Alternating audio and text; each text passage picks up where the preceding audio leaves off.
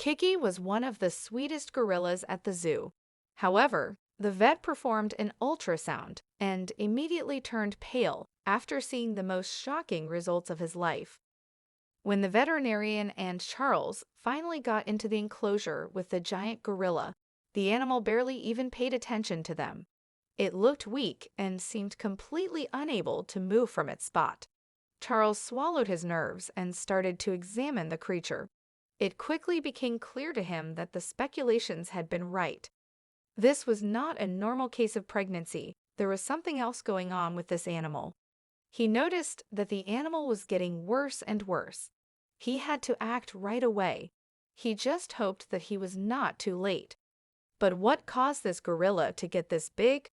Before we start, smash the like button, make sure to subscribe if you haven't, and hit that notification bell so that you won't miss any new stories.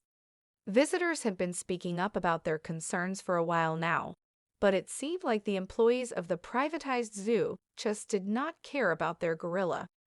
The staff completely ignored the comments, saying it was common for gorillas. However, they didn't know that this time they were completely wrong. It looked like a classic case of overfeeding to most of the visitors seeing the gorilla, but people who knew a little bit more about the zoo and its owners knew that this was very unlikely to be the case. The owners were notorious for cutting costs wherever they could, so the chances of them allowing their employees to waste so much food on an animal that was already this big were very slim. The chances were that there was something else going on here, and with the employees not caring either, there seemed to be little hope for the gorilla until someone showed up. He was not a fan of the concept of zoos, but for his kids' happiness, he was willing to make an exception. What he saw horrified him. The next day at work, he immediately opened up an investigation into the zoo to see if he could get it to shut down based on neglect or even animal cruelty. Because it is a big task to investigate a zoo, he asked a colleague to help him. He had taken pictures on his trip that he was going to use as evidence, and at some point, these actually got published. The picture of the gorilla got a lot of attention online. The photo of the sad gorilla went viral on the internet. It was accompanied by the story that the animal was seemingly unable to stand up, appeared depressive, and didn't eat. All this eventually got the attention of a vet who was located fairly close to the zoo. He was shocked by the picture of the gorilla. The vet, named Charles, decided to call the zoo to get some more information. He was somewhat surprised when the phone was answered by a police officer. This was a slow process. In addition, the owner of the zoo was not happy that the entire zoo had to close. Here is where Charles saw an opportunity to get a closer look at the gorilla. When he arrived, he was briefed by the vet actually leading the efforts to help the animals. They had not yet gotten around to checking the animal out, and honestly, it was not high on their list of priorities. They had kind of given up on the animal after seeing the state it was in.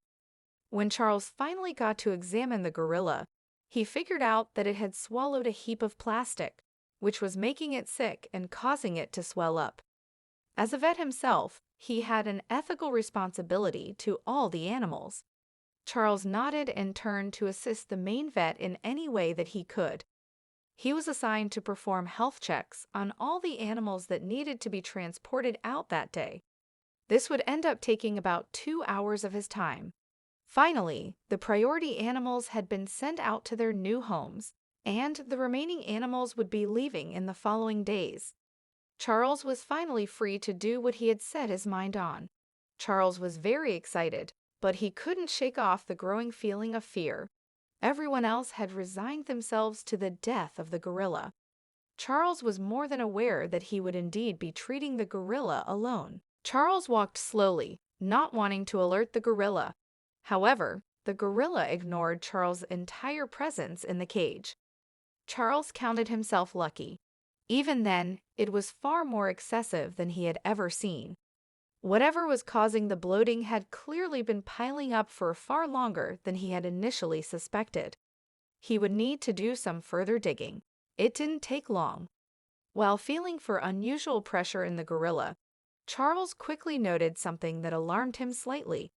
The areas below and around the gorilla were clean, suspiciously so for an animal that had not been able to move in months.